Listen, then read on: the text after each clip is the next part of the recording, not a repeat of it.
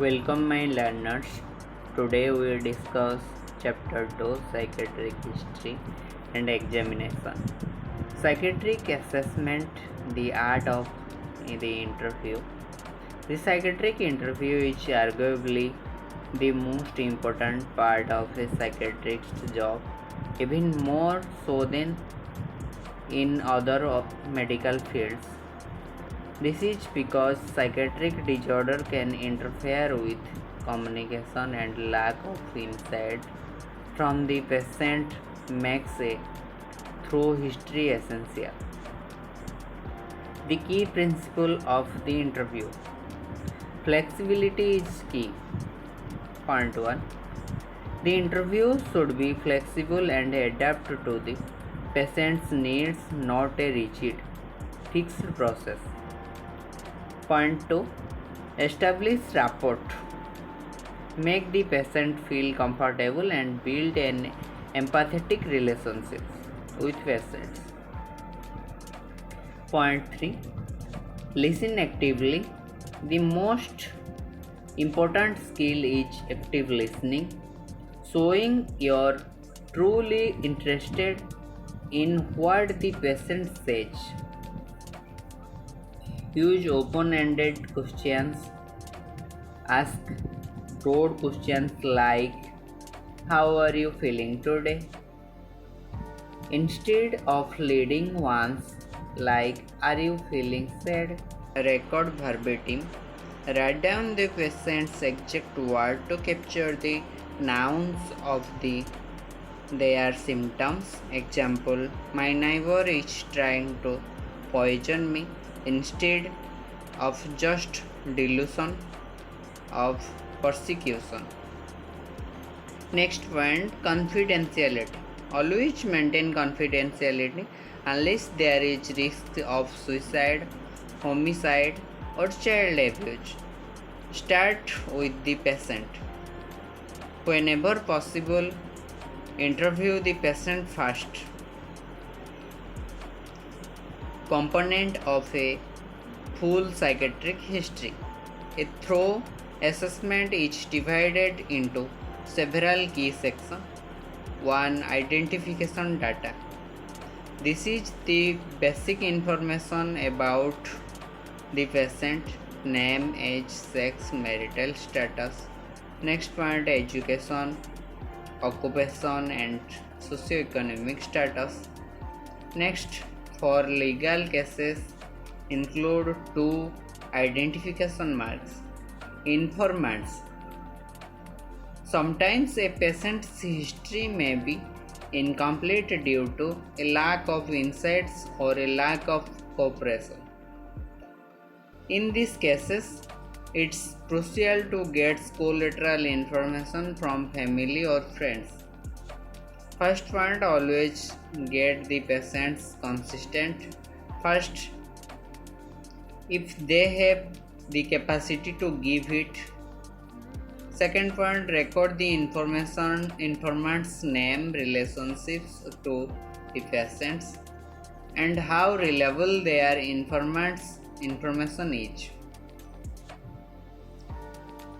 Presenting complaint. Record the main reason of the consultation in the patient's own words, and note the duration of each complaint. Point 1. Note if the patient has no complaint as this can be a sign of absent insight. Point 4. History of present illness. This is a chronological narrative of the patient's symptoms from the beginning of the illness to the present. First one, note the onset, duration, and course of the illness. Look for predisposing, precipitating, and reputing factors. Next, ask about psychological function like sleep, appetite, and sexual functioning. Always ask about suicidal, homicidal identification and plans. A life chart is a valuable tool to visually map the illness over time, including episodes, stressors, and treatments. Past psychiatric and medical history. This section covers any previous illness, hospitalization, or treatments, both psychiatric and medical. Point 1. Important to ask about past psychotherapeutic medication, alcohol, drug abuse, and any relevant medical condition like head injuries, diabetes, hypertension. Point 6. Family history. Record the patient's family of origin, parents, siblings, grandparents, and any history of psychiatric illness, substance abuse, or suicide in the family. Point 1. A family tree is a useful way to organize this information. Also note the family's social situation, communication patterns, and attitude towards the patient's illness. Personal and social history. This is detailed history of the patient's life from birth to the present. Perinatal history. Questions about the pregnancy and birth. Next, childhood history. Development milestones and neurotic traits like the bedwetting or temper tantrums. Next, education history. Academic achievement and relationship with teachers and peers. Occupational history. A chronological list of job held, reasons for change, and relationship with co-workers. Next point, sexual and marital history. Questions about sexual development, relationships, and any sexual dysfunctions. Pre-morbid personality, PMP. Describe the patient's personality before the illness began instead of using a label. Describe trait under subheading like point 1. Interpersonal relationship, use of leisure time, predominant mode, attitude to self and other. The mental status examination, MSc.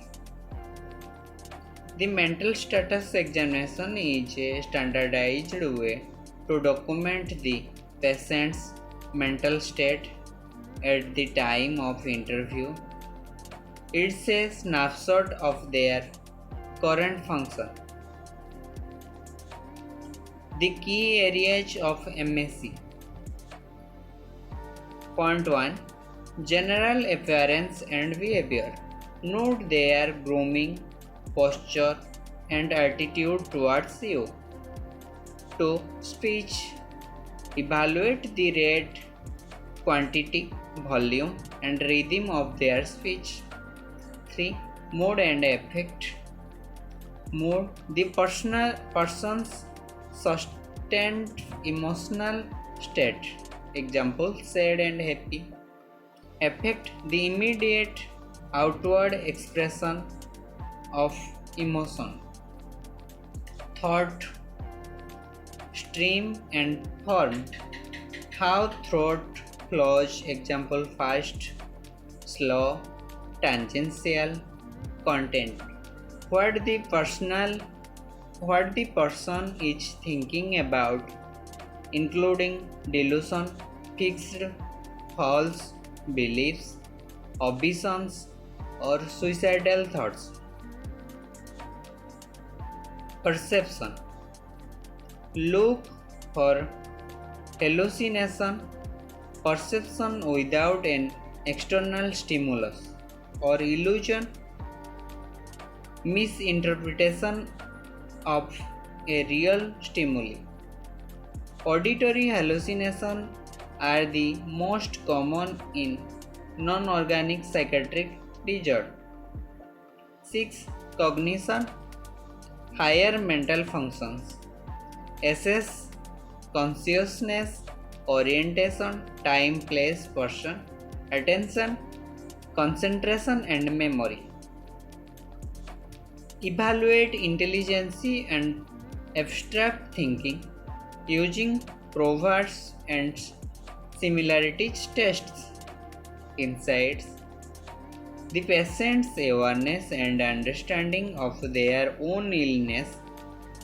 This can be graded on a scale from denial to true emotional insight, which leads to behavioral change, judgment, the ability to make sound decisions and act appropriately.